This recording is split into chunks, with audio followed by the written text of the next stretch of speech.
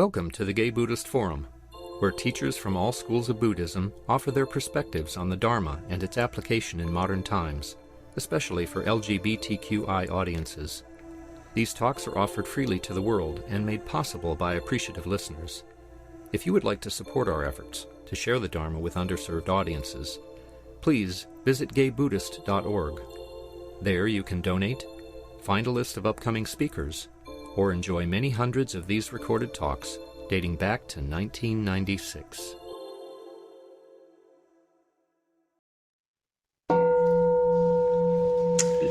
Okay, welcome back. And it's our custom, well, first, is there anyone that came in later who is new or returning after a long absence, either in person or online? Just like to say hi. Okay, well, welcome everyone. It's our custom to go around the room and introduce ourselves. My name is Grisha. My name is Christian. I'm Greg. Steve. My name is Henry. Jim. Or Andre. Andy. Clint. Matthew. My name is Mark. I'm David. I'm Bob. George. I'm Brad. I'm Tom. I'm Tom. I'm Jim. I'm Tony. Bob. Mark number 3. Marcus. Stephen. All right, welcome everyone in the room, and then welcome online to Larry, Doug, Cass, Richard, Alzak, Tyler, Joe, Steve, Don, John, Jeffrey, Tim, Gaitis, and Samuel. Welcome everyone. It is my pleasure to introduce Larry Robinson. He's been practicing the Buddhism for 47 years, mostly in the Zen and Vipassana traditions. He's a member of the Occidental Laguna Sangha in Sebastopol, studying with Bruce Fortin and the lineage of Suzuki Roshi.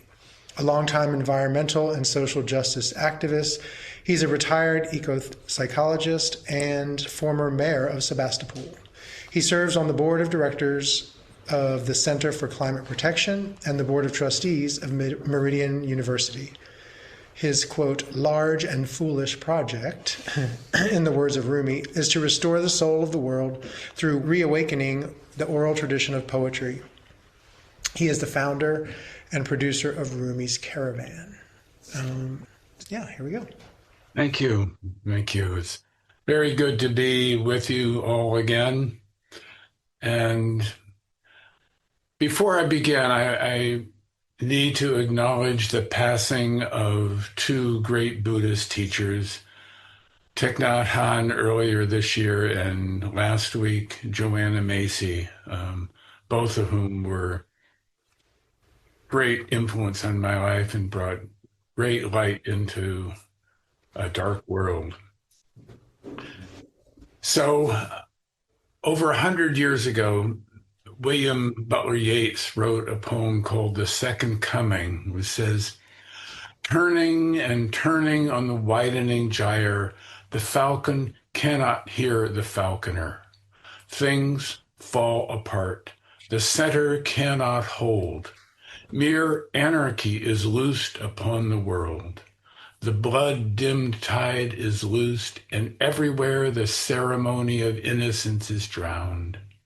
The best lack all conviction, while the worst are full of passionate intensity. So 100 years, 106 years later, those words resonate, I think. And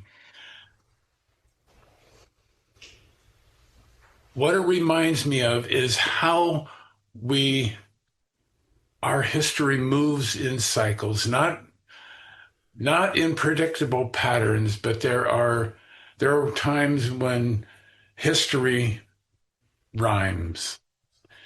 And what I want to speak about is how to respond as practitioners, as human beings in a time when the center cannot hold, when things fall apart. And the 3 jewels in Buddhism, the Buddha, the Dharma, and the Sangha, are where we take refuge. And finding that refuge is the key here. We can, as practitioners, be islands of order in a sea of disorder. And as events move far from equilibrium, as they say in chaos theory or complexity science, those islands of order can attract others to them and become the seeds for a new structure of reality that emerges on the other side of periods of disorder. So that's just giving a bigger context for the role that we can play. And I want to share a poem from, I think 800 years ago. St. Francis is his prayer for peace. He says, Lord, make me an instrument of your peace. Where there is hatred, let me sow love. Where there is injury, pardon. Where there is doubt, faith. Where there is despair, hope. Where there is darkness, light. Where there is sadness, joy.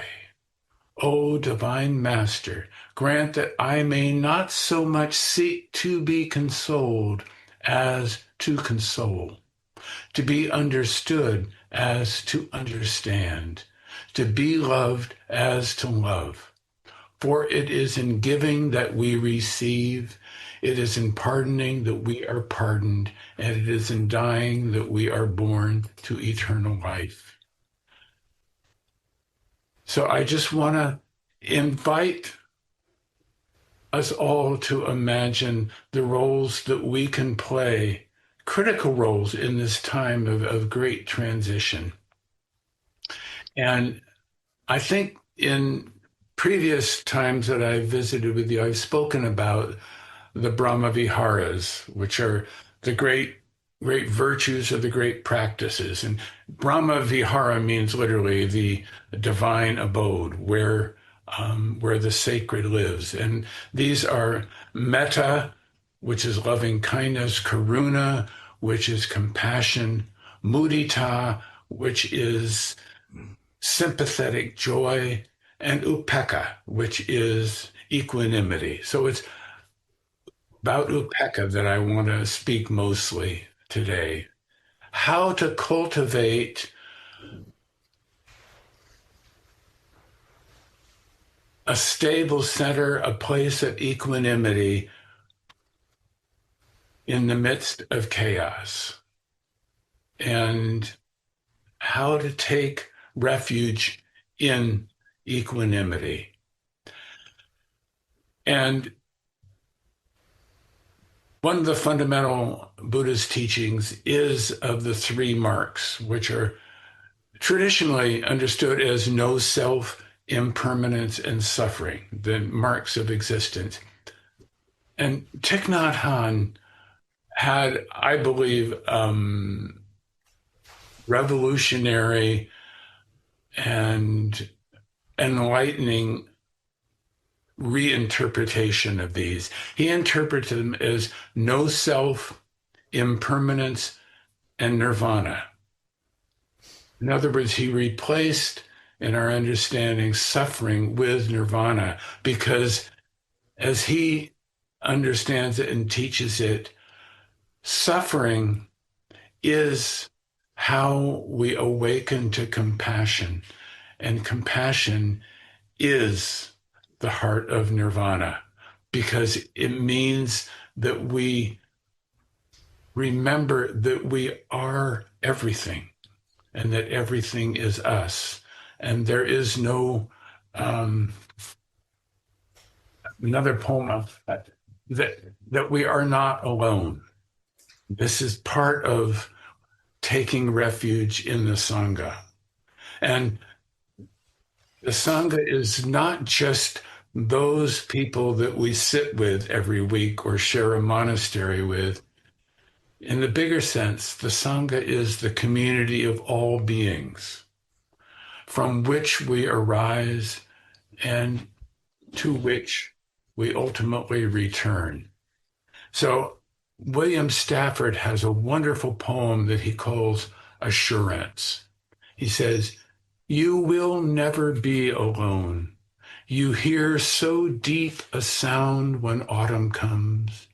Yellow pulls across the hills and thrums, or the silence after lightning before it says its names, and then the clouds' wide-mouthed apologies. You were aimed from birth. You will never be alone. Rain will come, a gutter filled, an Amazon, long aisles.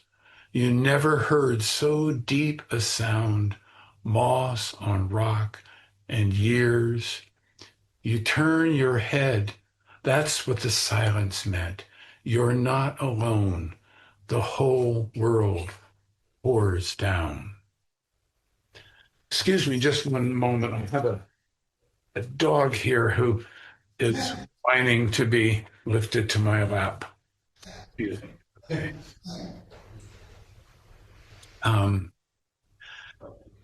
So I have a few suggestions. Well, I want to share some of the ways that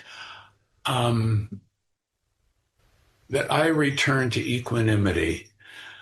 And this is prompted by my friend Doug von Koss, who some of you know, who was part of this Sangha when he lived in San Francisco, who now is my neighbor in Sebastopol and is joining us on Zoom here.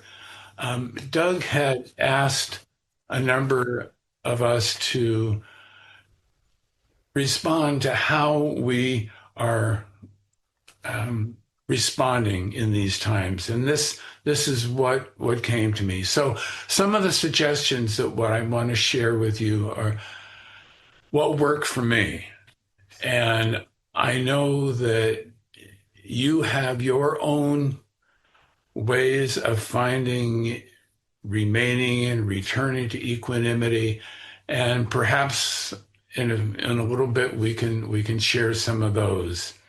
So one of the most fundamental ways I remember my place in the family of things is by taking a morning walk. My practice every morning after I sit for 40 minutes and then I go for a walk.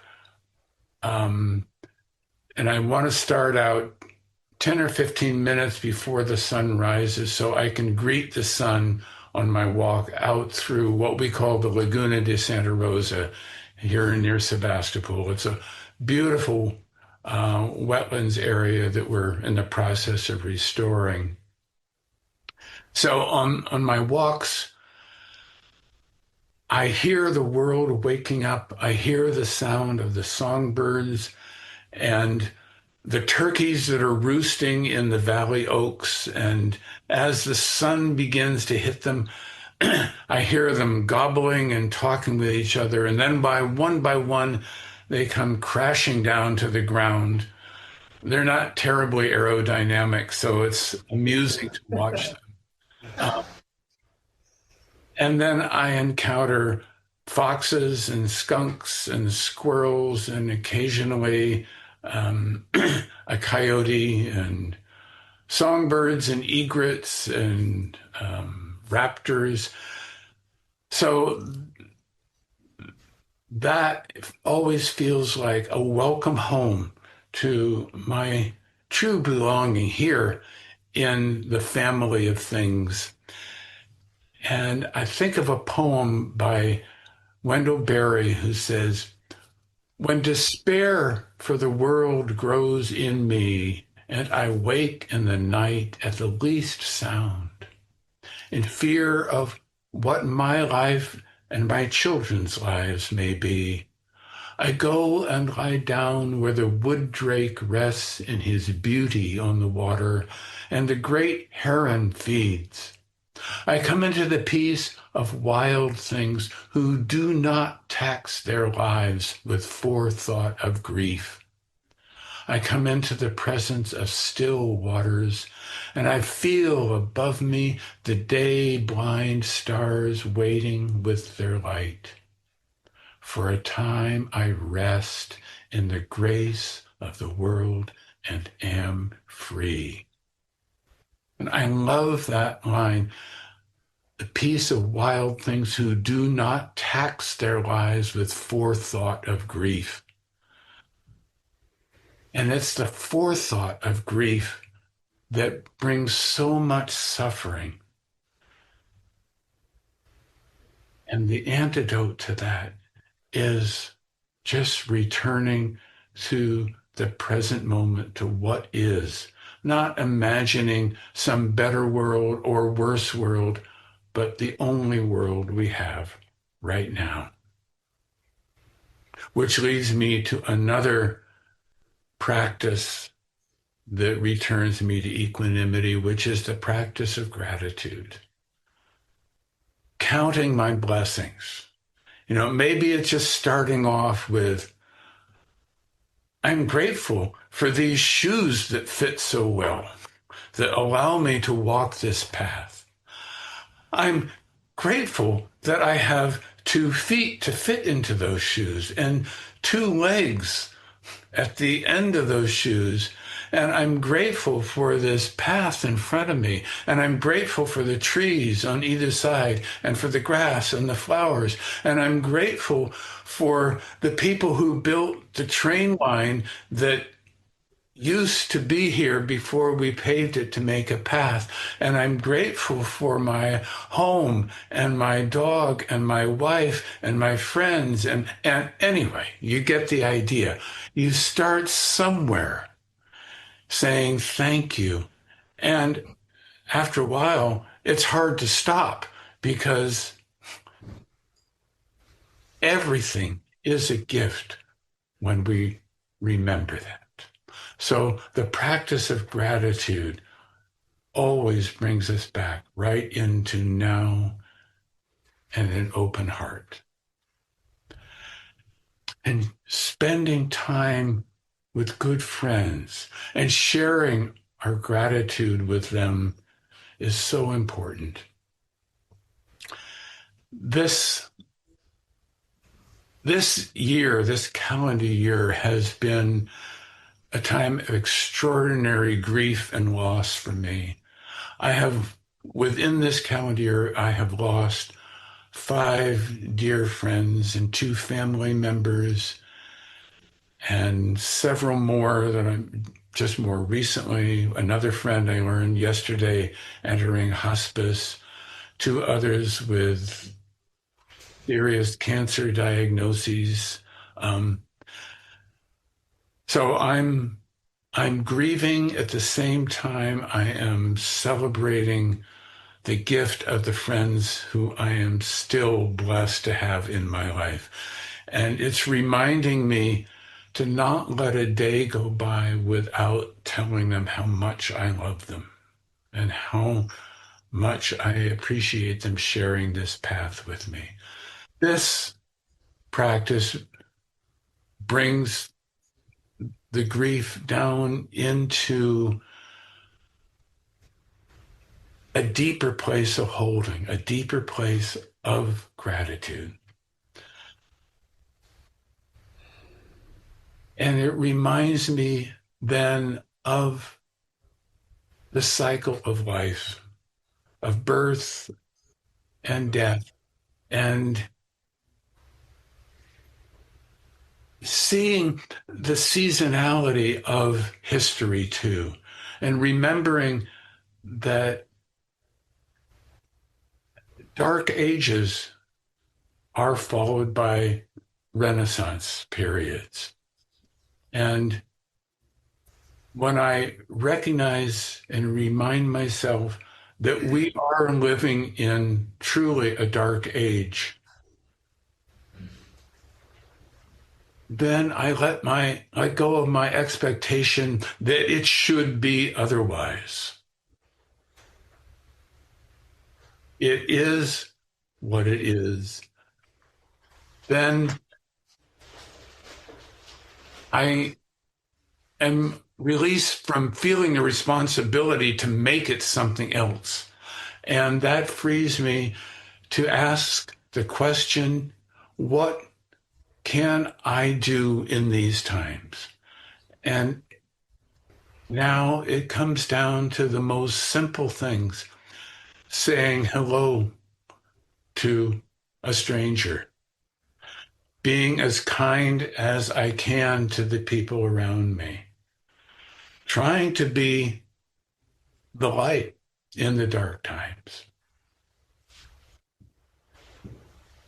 And when I watch the sunrise in the morning, I'm remembering that the earth is always turning toward the morning.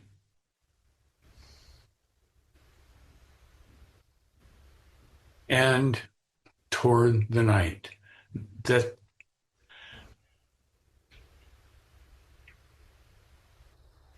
there is no permanent darkness or permanent light. And in my Soto Zen tradition, we are invited to, in fact, what the practice is to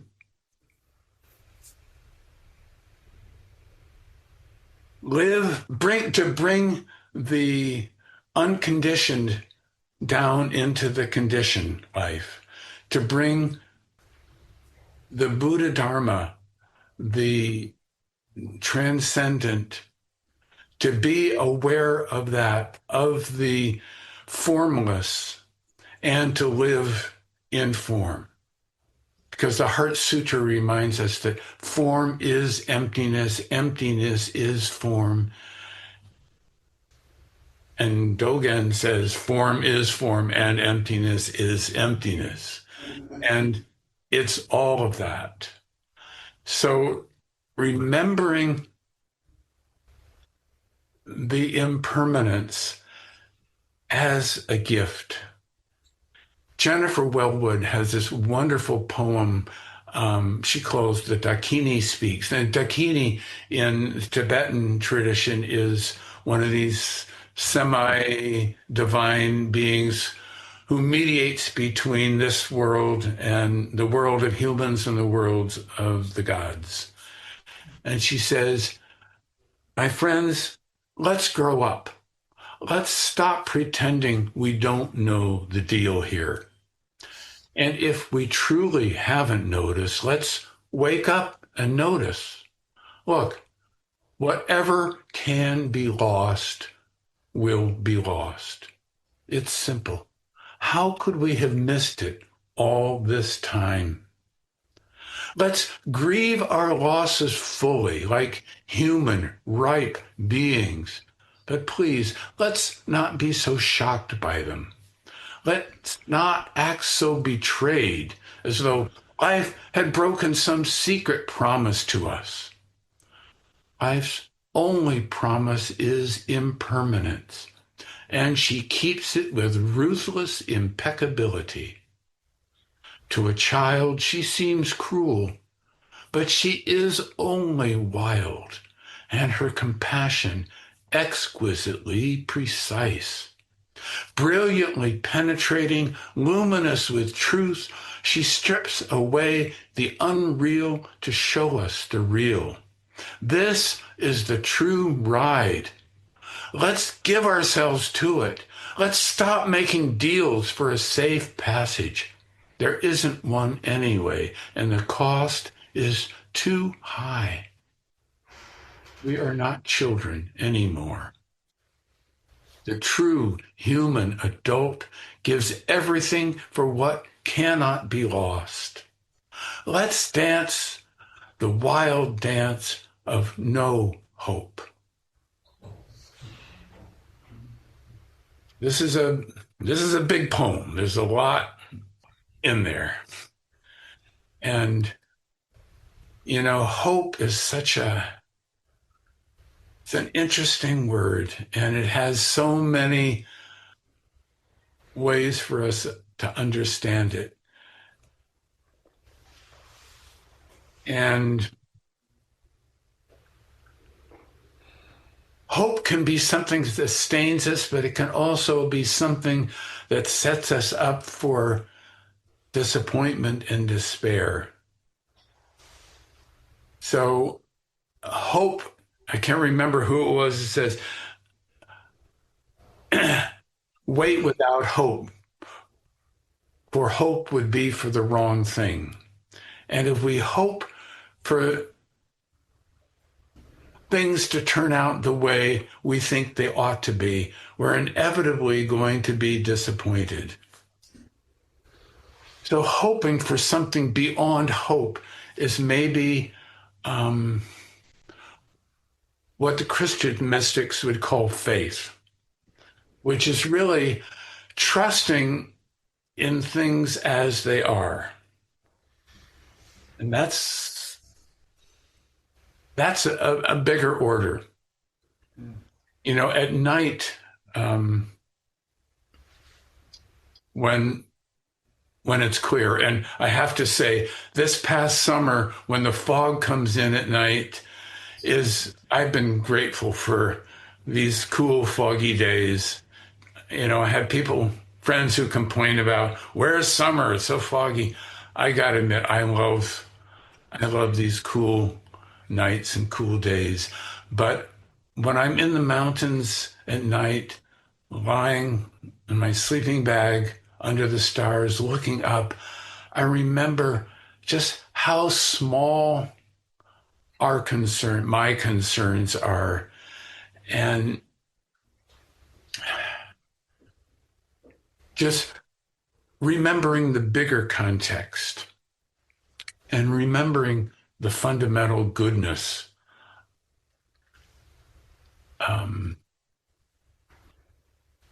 So I also remember this story, a wonderful story about not getting attached to how you think, we think, I think things ought to be. The story is this Chinese farmer who has this beautiful horse that's the envy of all his neighbors, and they tell him, oh, how fortunate you are to have such a horse. And he says, maybe. Well, then one day the horse runs away, and the neighbors all say, oh, how unfortunate you lost your horse. And he says, maybe. But then one day the horse comes back leading a whole string of wild horses into his corral. And the neighbors say, oh, how fortunate you are to have all these new horses. And he says, maybe. And then one day, the farmer's son is trying to train one of the horses, is thrown off and breaks his leg. And the neighbors say, oh, what an unfortunate man you are to have your son's leg broken. And he says, maybe. Well, then one day, the soldiers come by to draft all the young men in the neighbor village to send them off to war. And they can't take his son because his leg is broken. And they say, oh, how fortunate you are. He says, maybe. The point of the story is that there is no end to the story. The wheel turns. What we think is good, what we think is bad, we don't know. So one of the ways to practice equanimity is just with the old Zen koan that says, not knowing is most intimate. So practicing remaining in the place of not knowing, of not holding to fixed views. So finally, I want to offer maybe an even bigger context to maintaining equanimity. And this is a poem from Robinson Jeffers, one of my all-time favorite poets, lived in the Carmel area. fell out of favor in the 1940s because of his opposition to the war. He says, hope is not for the wise. Fear is for fools. Change and the world, we think, are racing to a fall. Open-eyed and helpless, in every newscast, that is the news. The Times events would seem mere chaos, but all drift the same deadly direction. But this is the August thunder of the age, not the November. The wise hope nothing. The wise think November as good as April. The wise remember that Caesar and final Augustulus had heirs, and men lived on, rich, unplanned life. After the foreign wars, the border wars, the civil wars, and the barbarians, music and religion, honor and mirth renewed life's lost enchantment. But even if life had perished utterly, oh, perfect loveliness of earth and heaven. So thank you for your kind attention, and I want to open it up for questions, comments, maybe even suggestions of how do you return to equanimity? How do you remain in equanimity? Or whatever you want to share. Thank you, Larry. The microphone's in the middle of the room. If you have a question or comment, speak up. If you're online, you can unmute. Tom? Hi, Larry.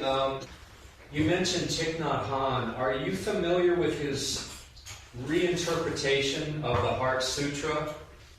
Yes. Because it was very moving to me, but I can't quite remember the gist of it. You know, form is emptiness, emptiness is form is very confusing and almost like a koan. Can you recall how he reinterpreted that? How he interpreted the form as emptiness, emptiness is form? Is that what you're asking? Yes. Let me see. Well, emptiness, first of all, emptiness is not the same as nothingness. It's not the same as hollowness. And when he and most Buddhist teachers speak about emptiness, what they're really speaking about is that everything, every phenomenon, or every Dharma is what they call it, but everything in existence is empty of a separate existence. In other words, everything is dependent on everything else for its existence.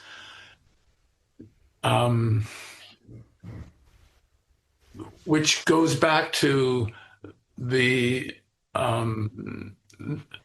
concept of no self.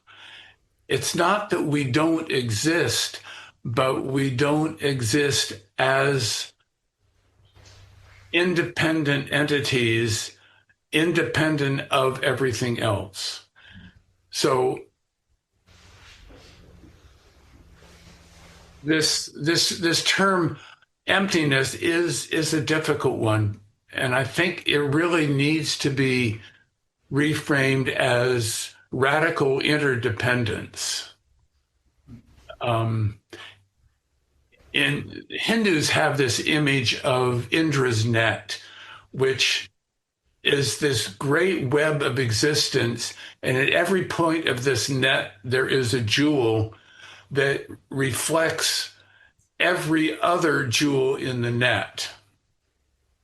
And that's probably the closest to in fact, I'm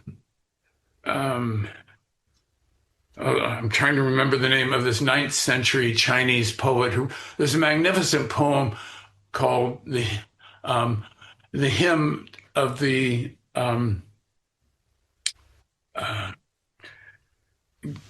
great jewel. Anyway, never mind. But emptiness really should be understood as radical interdependence. The way a wave arises from the ocean and appears to have a separate existence and then subsides again back into the ocean. So form is the wave, emptiness is the ocean. The wave is not different from the ocean is not different from the form. From the wave. Does that help? Yes, thank you. Steve, go ahead.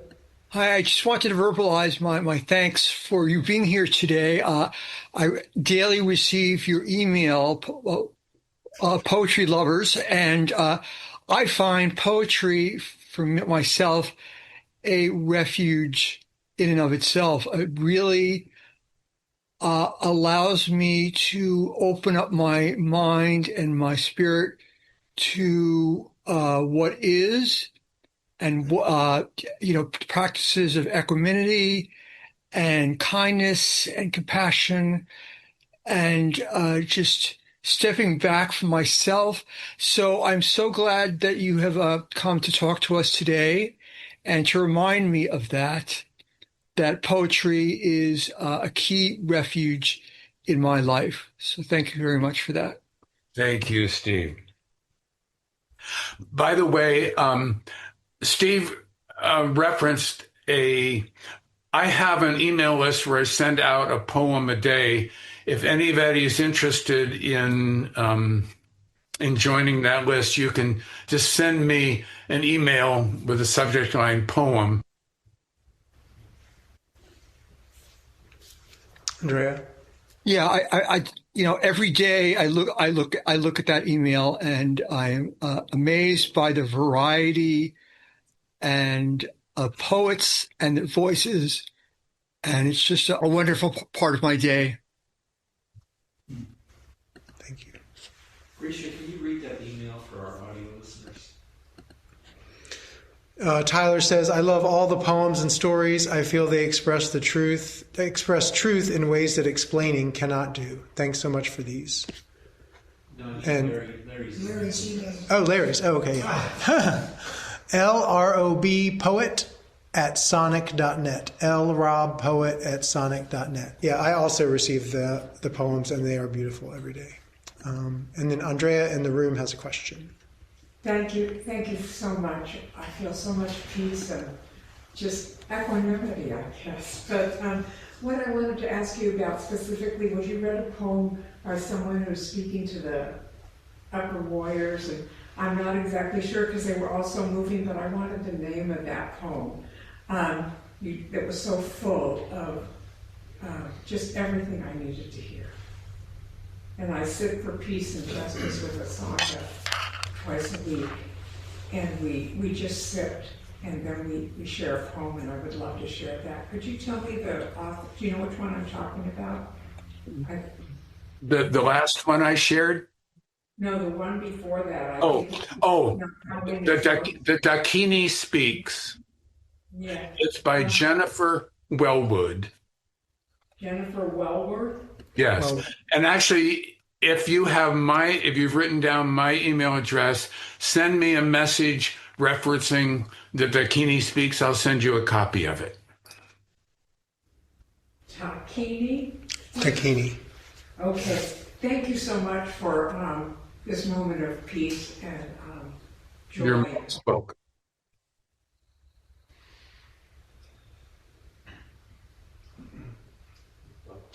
Oh, go ahead, Bob. Big voice. My name is Bob. I want to thank you for having the gratitude for having listened to so much of the talk today. one of the things I've become grateful for is in the midst of all tough times, and this goes back about 5-6 years that I started, was becoming aware of humor and learning that humor can ease suffering. I'm not speaking loud enough. I was learning that humor can ease suffering, and what I started to do was sharing what I was finding humorous with people I knew, and suddenly they got a smile on their face, and for a moment they seemed to be eased of their suffering. And I just want to share, humor doesn't have to be nasty. Humor can just be observant of what's happening around you and become humorous. And I'm very grateful that that is still going on for me, and I hope for others. Thank you. Beautifully said, yes. Humor lightens the heart. Jim? Yes, Larry, thank you for a luminous talk and much needed. Can you tell me the name of the poet of the last poem, When It's Time to Grow Up? Oh, Robinson Jeffers. Oh, okay, thank you. Hi, my name's Matthew. Thank you, Larry, for a most inspirational talk. Ever since the election, the focus of my practice has been on uncertainty. And I've had great guidance by Pema Chodron and her books, When Things Fall Apart and The Places That Scare You. And so I've been kind of inviting uncertainty into my life, and groundlessness and hopelessness.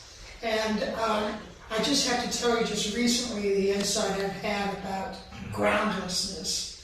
And I felt after the election that the rug had been pulled out from under me. And that's a feeling of disorientation and fear, imbalance. But through my practice, and there's a quote from Thich Nhat Hanh's The Heart of Buddhist Teachings, where he talks in the chapter about the 5 powers. The first power, faith. He says, faith is the confidence that we receive when we put into practice a teaching that helps us overcome difficulties or obtain some transformation. And so I just have the greatest trust in the Dharma. So now, because subsequently from embracing uncertainty, life has just been throwing it at me on the most kind of fundamental levels of uncertainty about home and health. So now, just recently, I don't feel like the rug's being pulled out from under me. I feel like I'm on a blanket toss. And the blanket is in a firm grip of the Dharma. But a blanket toss, much better feelings of exhilaration, of freedom.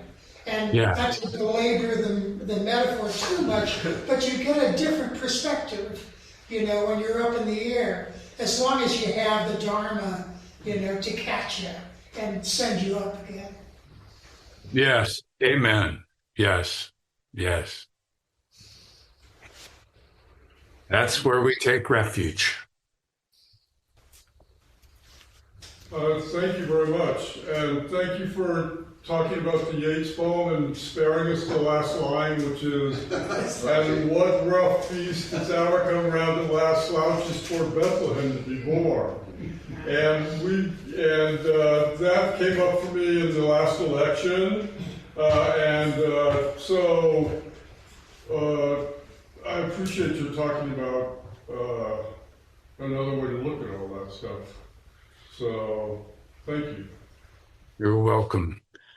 And may the rough beast return to wherever.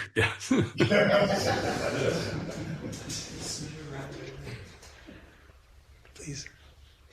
Larry, when I came in this morning, I was hoping to have a live Dharma talk, and here I was looking at a TV, and I was a little disappointed. But I have to say that your warmth and your wisdom came right across to me from this video screen. And one of the things that always makes me feel grounded is sharing our experience. And that's a never-ending experience of being in touch with our feelings, and if we choose to, express how that feels. And that's never-ending source of being grounded and joy. Okay. Compassion means sharing our suffering.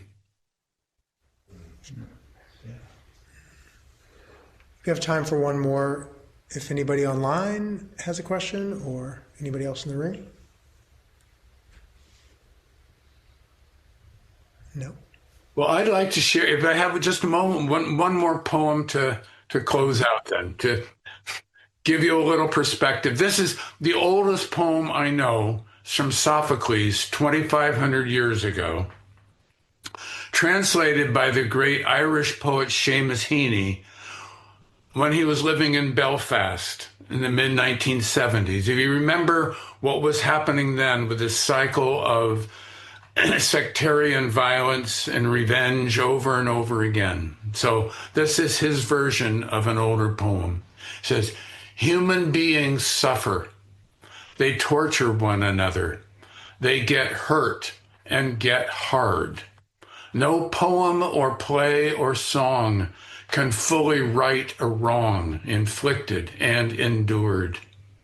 The innocent in jail beat on their bars together. The soldier's widow faints in the funeral home. History says, don't hope on this side of the grave. But then, once in a lifetime, the longed-for tidal wave of justice can rise up and hope and history rhyme. So hope for a great sea change on the far side of revenge. Believe that further shore is reachable from here. Believe in miracles and cures and healing wells. Call that miracle self-healing, the utter self-revealing double take of feeling.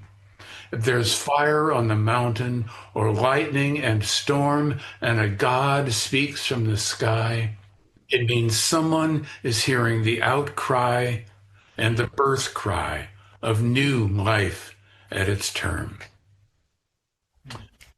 So wonderful to be with you all, and I look forward to the next time. May you all be well. May you all be of good cheer. May you stay safe. May you be free of all suffering and from the causes of all suffering. Thank you so much, Larry. It's time for announcements.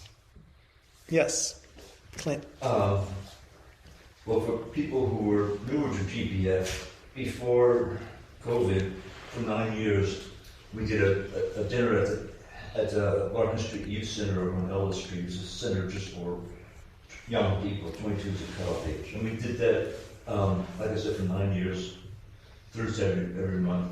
And unfortunately, COVID shut it down. And now we're trying to bring it back, and we're working with the people at Larkin Street to make that happen. And it looks positive, though it's still some things to settle. So we're aiming for next month for people to participate in this. And this involves people showing up at the designated date and time and prepare a meal. The food will be bought beforehand and then will be laid out. So that's something that's, and you know, we're, like talking today, we're living in times that are very dark and very threatening.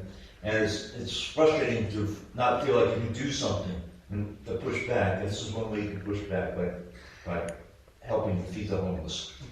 So if you're interested in doing that and being part of the team, contact me or anybody in the steering committee, or Jack Busby or Bill Weber or Richard Azzarini or other people, and it will get back to me and I'll put you on a list of possible volunteers.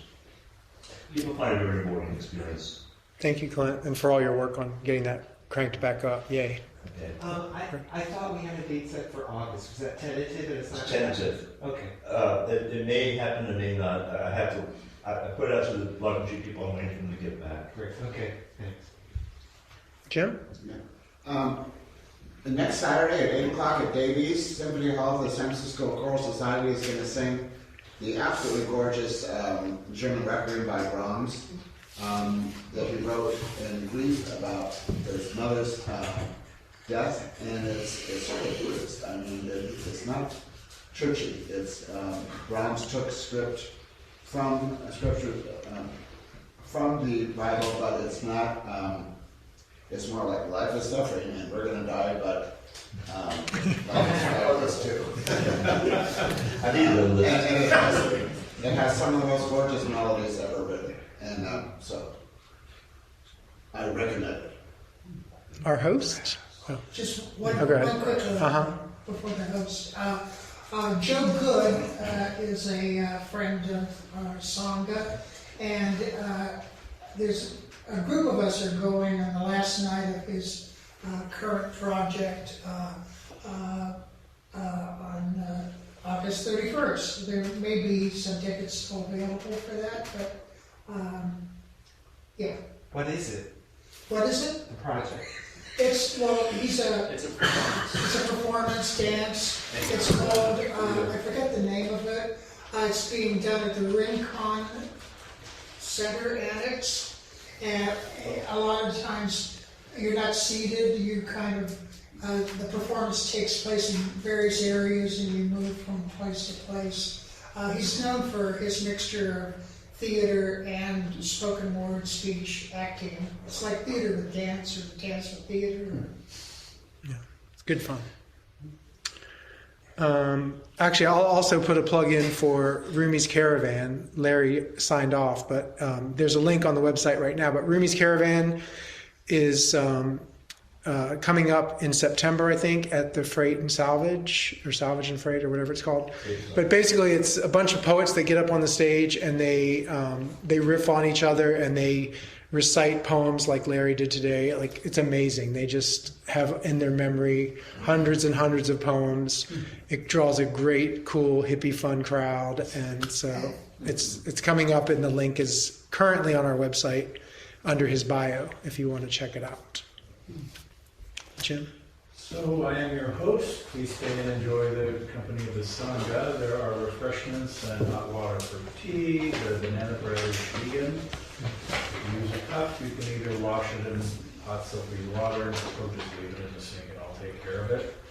I'll be going around with a Dharma bowl to accept contributions to cover our expenses. Your generosity is appreciated.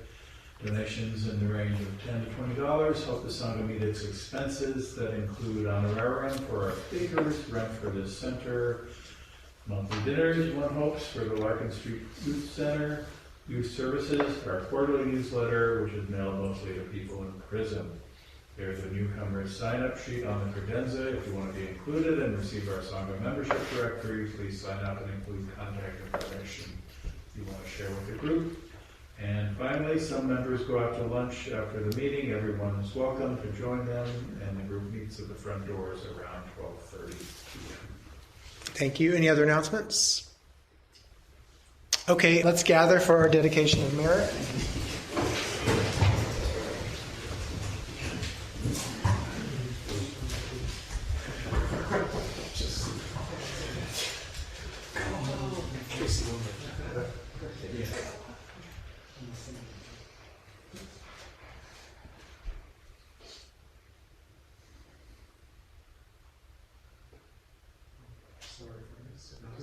Oh, I can recite it if you like. Okay, go ahead. By the power and truth of this practice, may all beings enjoy happiness and the causes of happiness.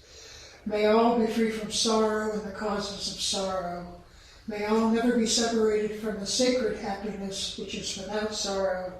And may all live in equanimity without too much attachment or too much aversion, believing in the equality of all that lives.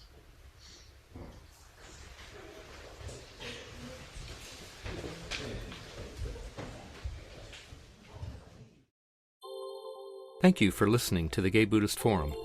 If you would like to hear several new talks per month and be notified of upcoming speakers so you can participate live, please subscribe to this podcast, like us on Facebook, and join our mailing list by visiting gaybuddhist.org.